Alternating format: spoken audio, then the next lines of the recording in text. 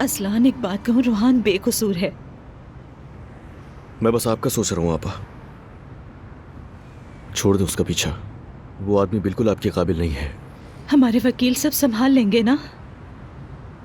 कोशिश करेगा, उसके बाद देखते हैं। ठीक है।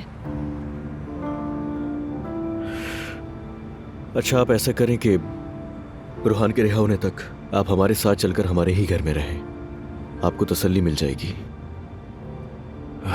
अब आपने बहुत गलत फैसला किया है। पता नहीं ये सब कब तक चलता रहेगा। असलान, क्या हर बार जब कोई मसला हो मुझे अपना सामान बांधकर बाबा के घर आना होगा? देखिए, जो कुछ भी हुआ है कोई छोटी बात नहीं है। रूहान आज जेल गया है, आपको अंदाजा है इस बात का? नजरअंदाज नहीं कर सकते इसे। तुम्हें क्या लगता है असलान कि वो कसूरवार है? वो कसूरवार है या नहीं इससे फर्क नहीं पड़ता मुझे। मेरे लिए बस इतना ही काफी है कि वो इस मामले में मुलव्विस है। उसने हमेशा शॉर्टकट अपनाया ताकि वो जल्दी अमीर हो सके। अब देख ले सबका क्या अंजाम हुआ। उसने ये सब मेरे लिए किया। असलान, तुम क्यों नहीं समझना चाहते? वो खुद को कमतर महसूस करता था, कुछ करना मैं चाहता था। मैं समझता हूँ मगर ऊपर जाना इतना आसान नहीं होता। तुम रहने दो असलान। रूहान मेरा शौहर है, मेरी जिंदगी का साथी, और हमारा घर है। मैं अपने शौहर का इंतजार अपने ही घर में करूंगी, ठीक है ना?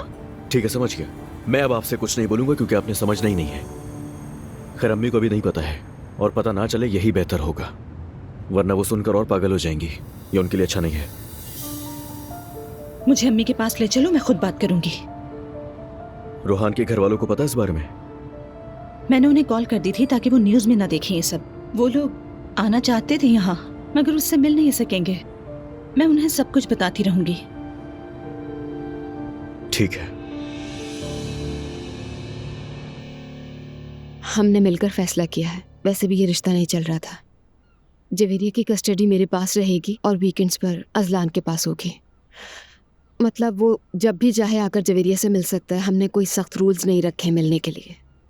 और अजलान ने ये सब मान लिया है ना? बिल्कुल। हाँ, तो फिर उसके दिल से तुम मुकम्मल तौर पर निकल चुके हो।